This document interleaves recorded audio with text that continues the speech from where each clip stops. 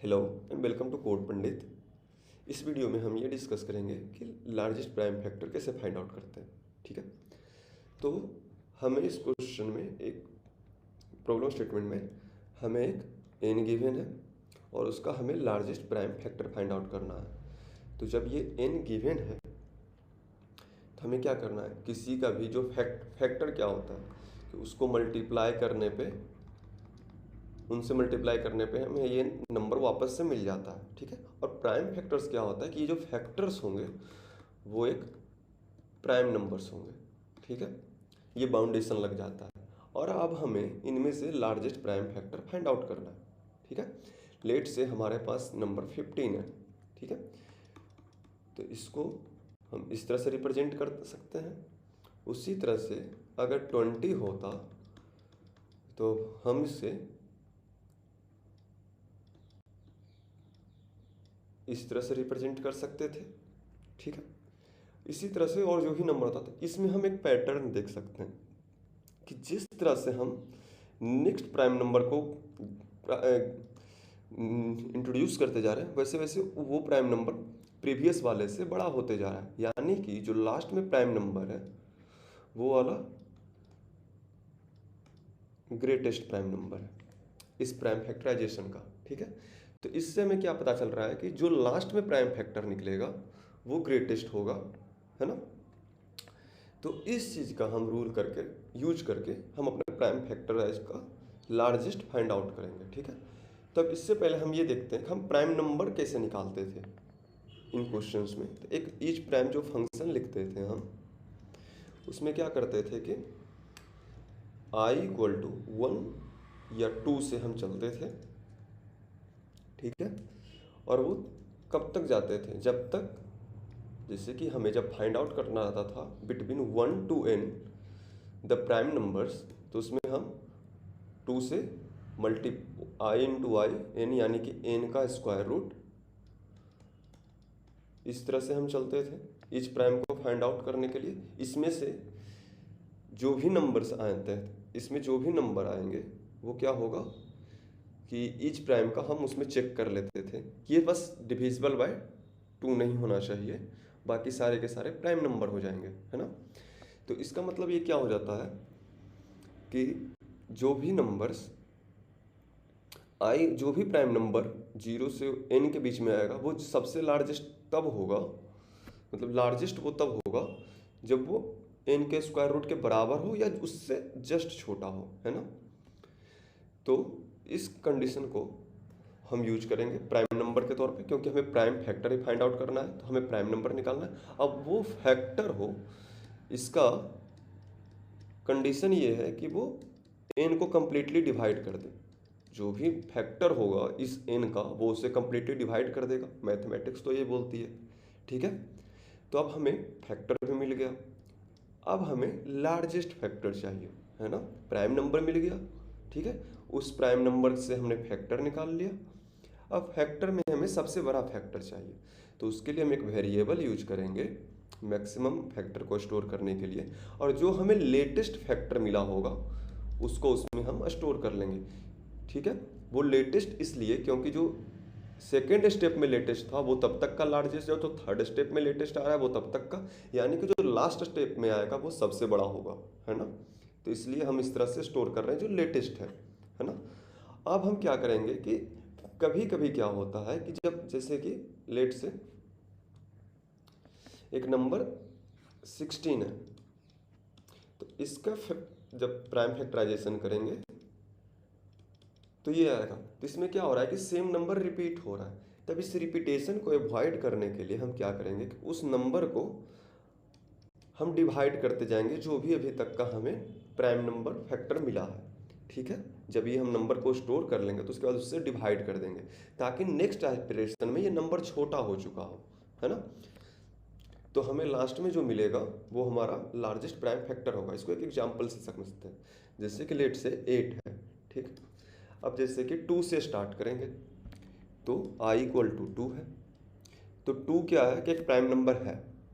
अब इस कंडीशन में हम पहले प्राइम चेक कर नहीं रहे, ठीक है, बस हमने ये लॉजिक किया है यूज कि प्राइम मैक्सिमम जाता कहाँ तक था, ये बाउंड्री क्या था। ठीक है, तो तो ये स्क्वायर रूट ऑफ n था, हमने बस उस बाउंड्री को यूज कर लिया यहाँ पे।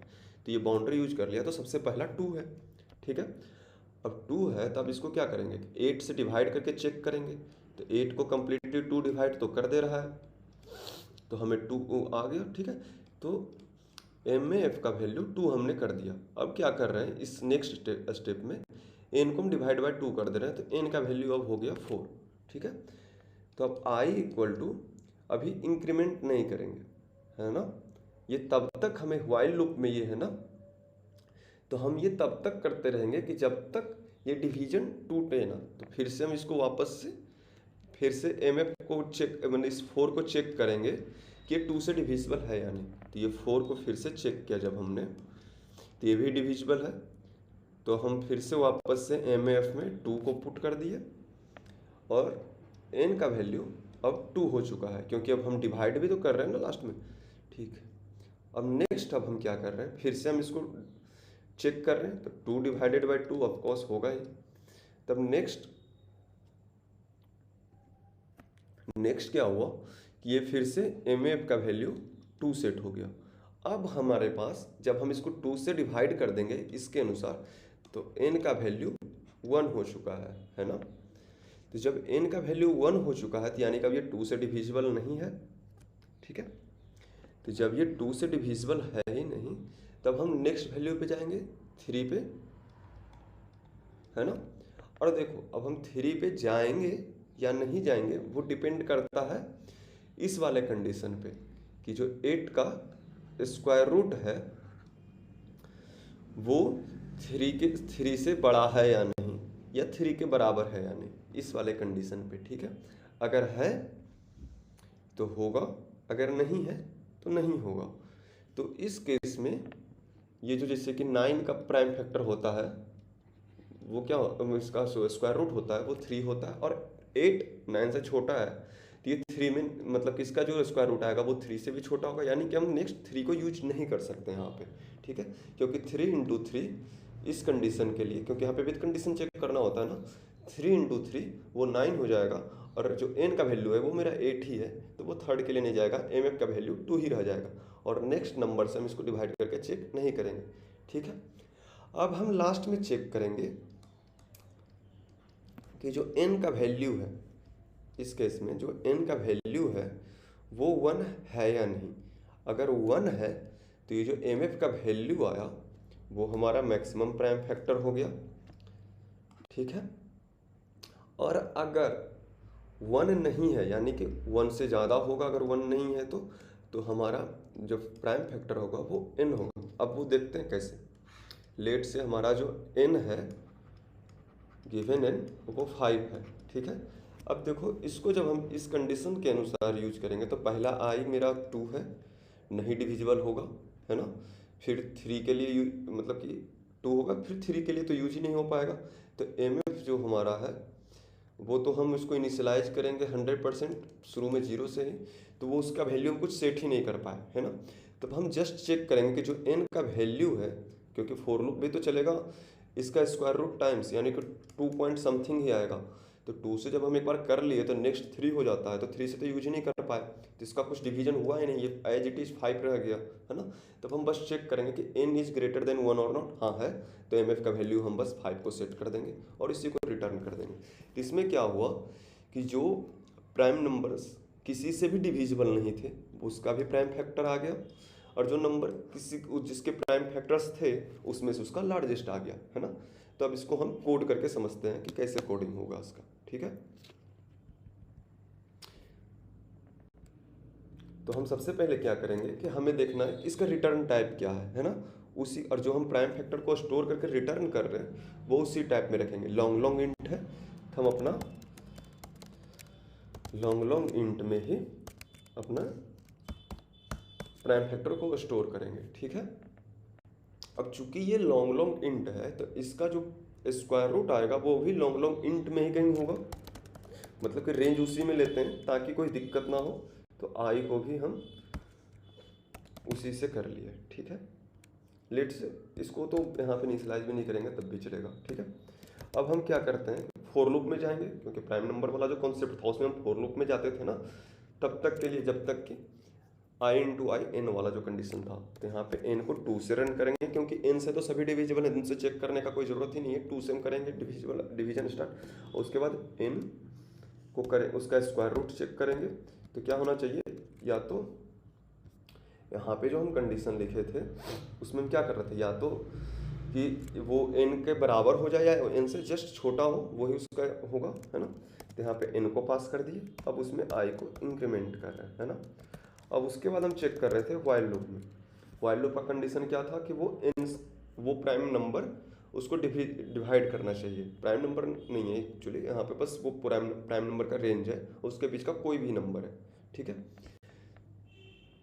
तो यहाँ पे क्या कर सकते हैं, इसका डिवीजन हम चेक करेंगे, है ना। तो इसका डिवीजन चेक कर लिया, ठीक है। अगर ये डिवाइड कर रहा है तो इस केस में हम क्या कर रहे हैं, एम एफ का वैल्यू हम आई कर रहे हैं, ठीक है। और जब हम ये कर दे रहे हैं तो हम इसको डिवाइड भी कर रहे हैं, ठीक है,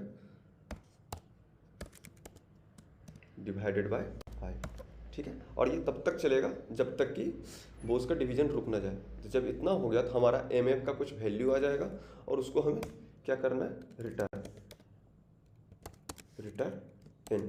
अब देखिए यहाँ पे अब हमें बस वो एक और कॉर्नर केस लगाना है जो 5 के लिए हमने डिस्कस किया था, कि जब ये लूप में वो गया ही नहीं या लूप में उसका डिवीजन हुआ ही नहीं, तब उसके लिए हम क्या करेंगे, m f equal to n, है ना। बस यही हमने डिस्कस किया है यहाँ पे, ठीक है। चलिए, और यहाँ पे एम एफ को रिटर्न करना है, एन को नहीं, ठीक है। अब इसको हम कंपाइल एंड रन करके देखते हैं, होप सो आंसर सही है, ठीक है। यहाँ पे कंपाइलेशन सक्सेसफुल हुआ है, तब इसको हम सबमिट कर देते हैं,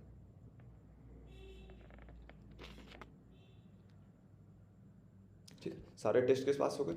अब देखते हैं, ये तो आ गया, ठीक है, इसका टाइम कॉम्प्लेक्सिटी भी हो गया, स्क्वायर रूट ऑफ एन, ठीक है। इसको और भी ऑप्टिमाइज किया जा सकता था। वो कैसे, कि हम इस नंबर में सभी को पहले इवन टाइम्स डिवाइड कर देते। यहाँ पे एक हम वाइल कंडीशन लगाते, while n divided by 2 equal 0। तो तब तक के लिए हम क्या करते, इनको हम डिवाइड कर देते 2 से। तो इससे क्या हो जाता कि ये जो नंबर है हमारा वो इवन नहीं रहता, क्योंकि कोई भी प्राइम नंबर इवन तो होता नहीं है, ठीक है। और इसको हम स्टार्ट करते 3 से, और इसको हम आई